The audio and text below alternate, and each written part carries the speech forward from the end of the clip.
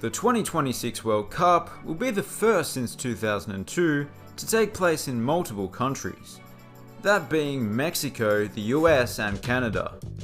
Unlike in 2022, every venue that will host already exists, which is great. But even better, none of the stadiums are located within an autocracy, first time since 2014. With that being said, here are the 2026 FIFA World Cup stadiums. Estadio Azteca.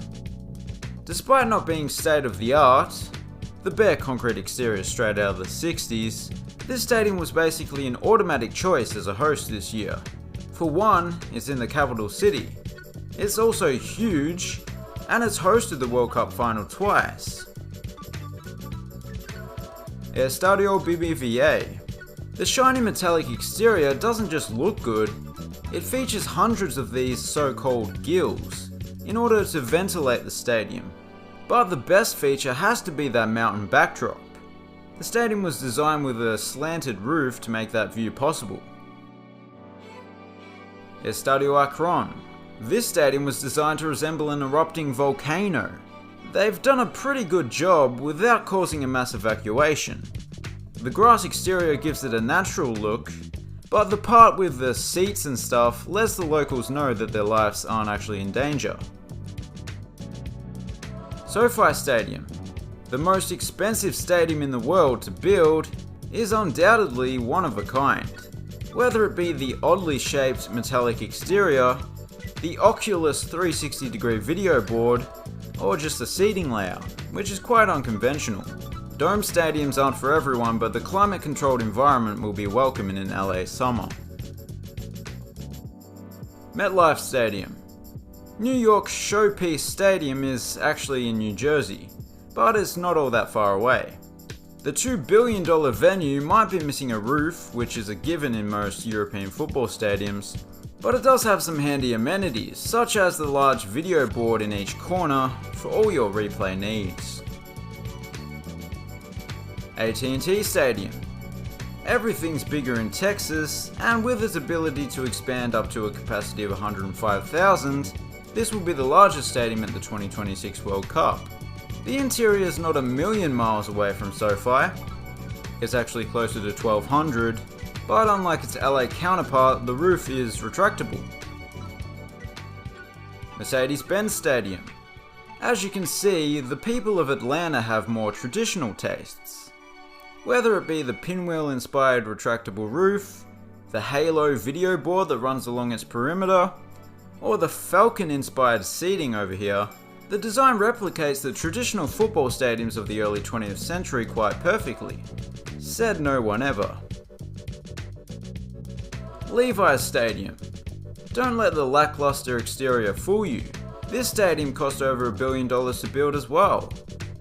Some cool features are the rooftop garden that provides for the restaurants throughout the stadium, and being sponsored by Levi's, they actually brought in some real Bangladeshi children and set up a little exhibition sweatshop in the basement. Hard Rock Stadium. Of course Florida was going to host some games, and Miami, or Miami Gardens if we're being technical, was probably the most obvious choice. With that big overhanging roof and the all aqua interior, I feel like the design suits Miami perfectly. Lumen Field. This stunning dockside stadium is known for its aesthetics, sure, but it's even more well known for its loud atmosphere. It once even held the record. The club that plays here are called the Sounders, but that's just a coincidence because sound in that instance is referring to the body of water. Lincoln Financial Field. This stadium isn't a million miles away from Levi's Stadium. It's close to... oh, no it is. But I think it looks a lot better. There's much more going on with the exterior, and there's even some small blade-like roofs sheltering a few thousand spectators. Energy Stadium. Well, what can I say, it's not the most exciting exterior, and that's got to be the ugliest form of a retractable roof we've seen. But the interior does have a fairly simple, clean look to it.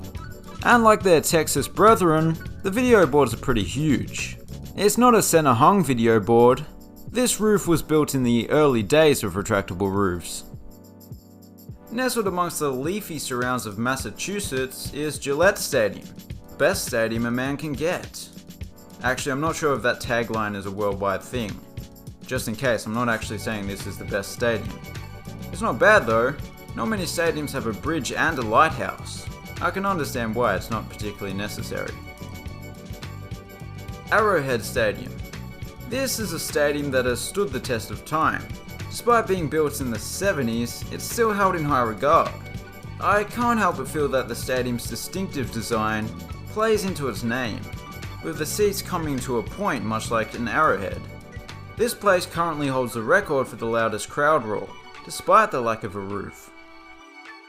BC Place. This place in BC features an extravagant cable-supported retractable roof, a pretty clean interior underneath, and it mightn't be the Oculus or Halo, but this center-hung video board is alright, especially when you consider that it's been held up by cables. BMO Field. I know what you're thinking. This place is tiny compared to all the other stadiums, but don't worry, it'll be expanded to 45,000 prior to the tournament. Regardless, it'll still be the smallest. But it's a rather nice stadium and it was built for football first and foremost. And those were the World Cup stadiums for 2026. Please consider subscribing if you haven't done so already. Thanks for watching, have a good one.